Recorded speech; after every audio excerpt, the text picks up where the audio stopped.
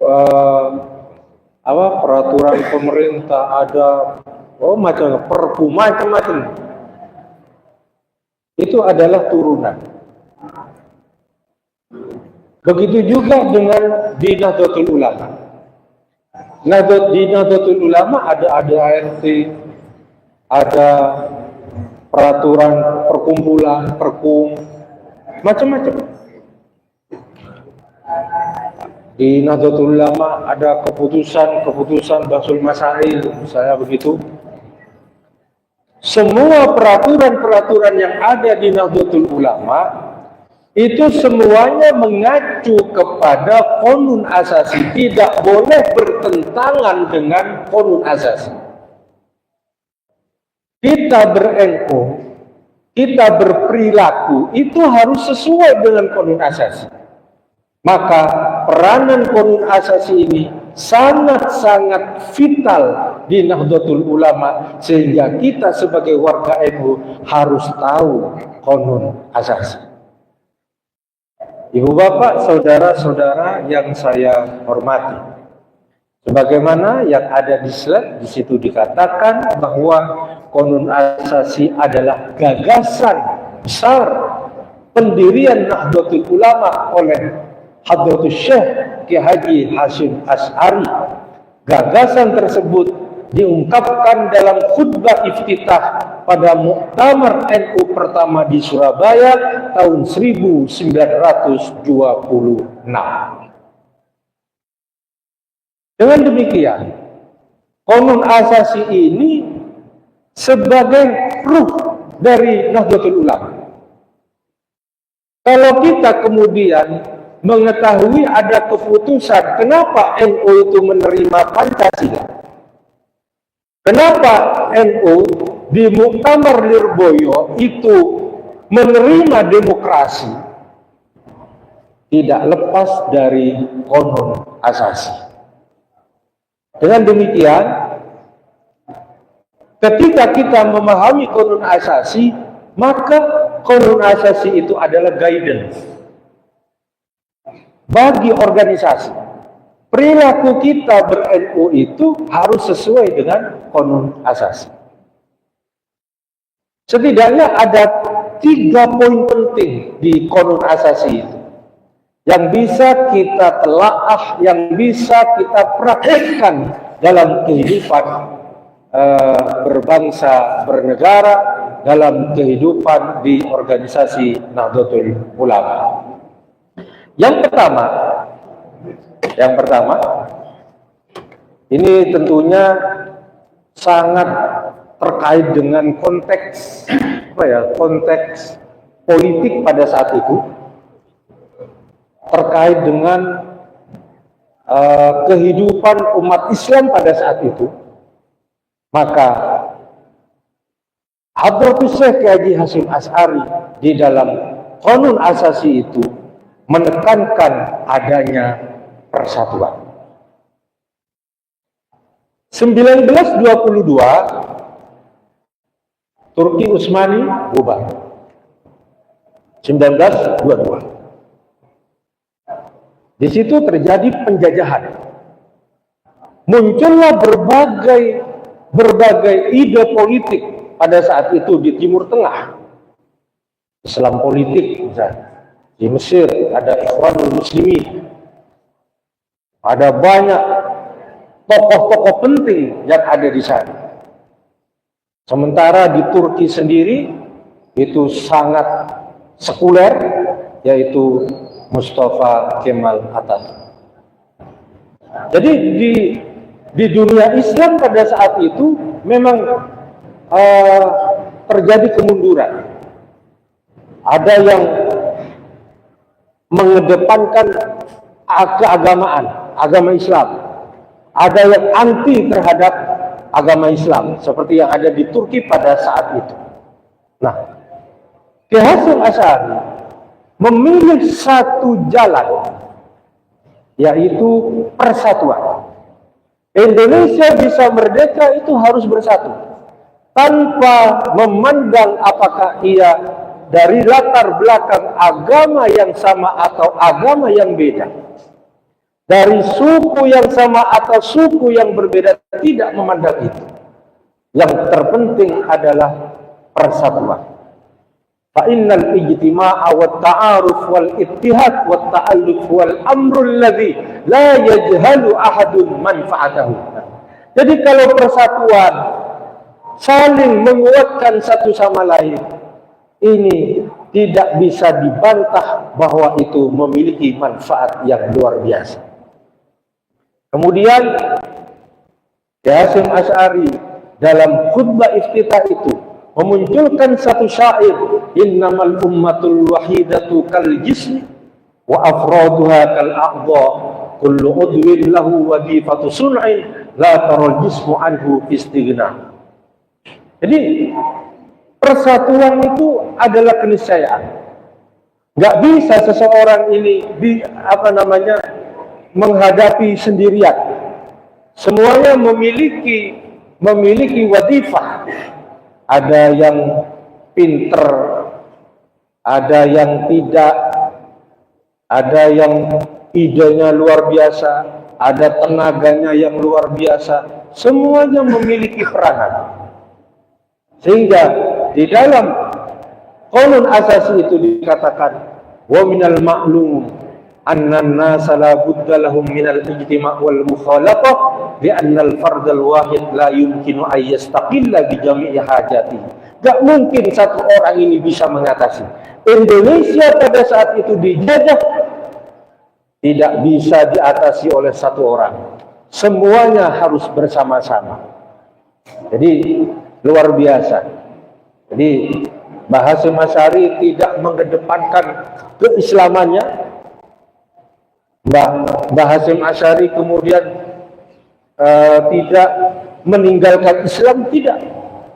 Jadi persatuan ini sangat penting. Sehingga kalau di kemudian hari 7 kata dalam Piagam Jakarta dihapus, Hasyim Asy'ari setuju, itu tidak lain dari sini. Jadi persatuan itu penting. Tidak perlu menonjolkan keislamannya. Yang terpenting adalah bagaimana negara ini kuat, negara ini kokoh. Nah, sebelum di situ, Hasyim Asy'ari ini memunculkan ungkapan dari sahabat Ali bin Abi Thalib, innal haqqa. Itu ada yang akhir itu ya, sesungguhnya kebenaran itu bisa lemah, bisa kalah bil ikhtilafi wal iftiraq, kalau terjadi perselisihan di dalam, walaupun itu kebenaran, tapi kebatilan itu bisa kuat bil ittihadi wal ittifaq, kalau bersatu. Jadi persatuan adalah kata kunci yang disodorkan oleh Hasyim Asy'ari. Poin yang kedua, karena ini waktunya terbatas, saya tidak bisa lama-lama. Yang kedua, mempertahankan Ahlussunnah wal Jamaah.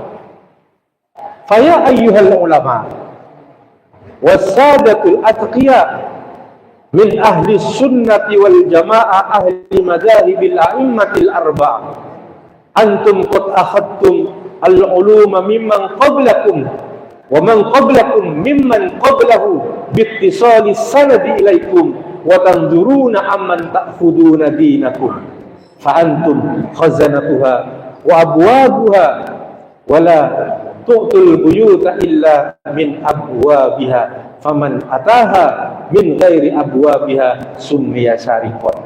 Nah, pada saat itu, ibu bapak, saudara-saudara yang saya hormati, pondok-pondok pesantren itu sudah banyak. Ahlussunnah wal Jamaah, kiai-kiai Ahlussunnah wal Jamaah sudah banyak. Hasyim Asy'ari mengingatkan bahwa para kiai, para ulama Ahlussunnah wal Jamaah yang menganut 4 mazhab dalam fikih tentunya, itu tidak boleh diam. Tidak boleh diam. Jadi ini bisa kita ambil satu pelajaran bahwa ustadz, para kiai yang berfaham Ahlussunnah wal Jamaah ini tidak boleh hanya diam saja. Tidak boleh. Kadang ada yang ngapain sih NU-an, kate ngono po. Sing penting tahlilan podo. Oh, wayahe selawatan, yo selawatan. Ya, wayahe salat subuh yo pakai kunut. Apa angel-angel. Sing penting kan podo ngono nih. Nah, di saat itu 1926 Mbah Hasyim Asy'ari sudah mengingatkan kita sebagai Ahlussunnah wal Jamaah harus menjaga amaliyah, menjaga model Ahlussunnah wal Jamaah. Harus dijaga. Pada saat itu gerakan Wahabi luar biasa. Ulama-ulama Ahlussunnah wal Jamaah disuruh bangkit. Jangan diam.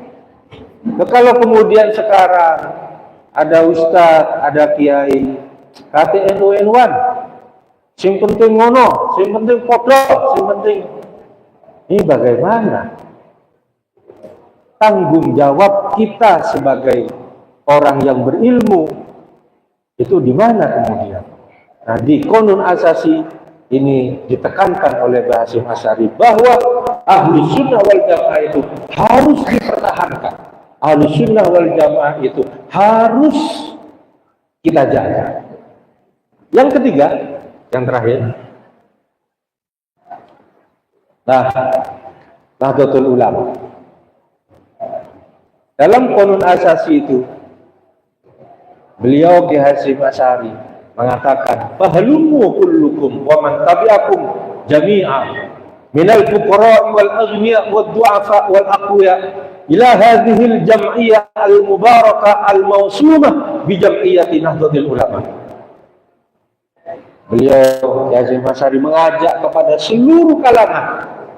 Jadi NU itu bukan miliknya satu kalangan saja. Semuanya, orang fakir, yang kaya, yang miskin, yang lemah, yang kuat, yang pinter dan tidak pinter, itu diajak oleh Basim untuk masuk ke Jam'iyah Nahdlatul Ulama. Wadkhuluha bil mahabbah. Ini penting. Masuklah ke NU itu bil mahabbah, dengan cinta. Bukan karena paksaan. Bukan karena takut. Aku masuk NU soalnya nang masjid iki, aku tak sing durung misalnya begitu. Wah, daripada kok gak dikeingin, wah masuk NU aja. Jangan. Masuk NU itu adalah bil mahabbah, dengan cinta, dengan persatuan. Nah, kalau masuk NU itu cinta, ya gak perlu mikir, gak usah mikir nang NU entuk opo. Ya lek duwe yo entuk duwe. Entuk barokah. Di sini dikatakan ila hadhil jam'iyah al mubarakah. Masuklah ke organisasi yang berkah. Mbah Hasyim Asy'ari bilang seperti itu. Beliau adalah seorang ulama yang luar biasa, barokah. Maka masuklah ke NU bil mahabbah, dengan rasa cinta. Kalau cinta walaupun hujan datang, ya nggak mikir enak turu itu opon kono. Jadi wal ittisal bi arwahin wa ajsadin. Jadi di NU itu kita bukan hanya secara jasadiah, tetapi ruh kita juga terikat. Makanya kalau anggota NU itu kan ya hidup sampai mati ya anggota ini. Nah, buktinya ya kita pakai haid terus gitu. Itu tetap diakui. Jadi kalau meninggal kemudian selesai gitu, enggak, itu tetap. Jadi di NU itu harus rasa cinta, kemudian persatuan, nggak boleh jagal menjegal, misalnya begitu, jatuh menjatuhkan. Jadi kalau kemudian di NU misalnya ada jegal menjegal, kemudian jatuh macam-macam, wah ini tidak sesuai dengan qanun asasi, perlu dipertanyakan ke NU. Di sini dikatakan di poin yang ketiga itu, fa innaha jam'iyatu adlin wa amanin wa islahin wa insani. NU adalah organisasi yang mengedepankan keadilan, menegakkan keadilan. Wa amanin, membawa ketentraman. Wa islahin, ada islahiyah, memperbaiki. Jadi kok wong ngaku NU tapi penggawean ngerusak ya gitu. Wah, itu perlu dipertanyakan ke NU-annya.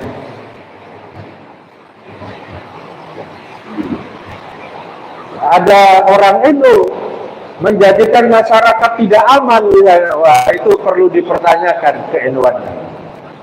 Jadi luar biasa di sini.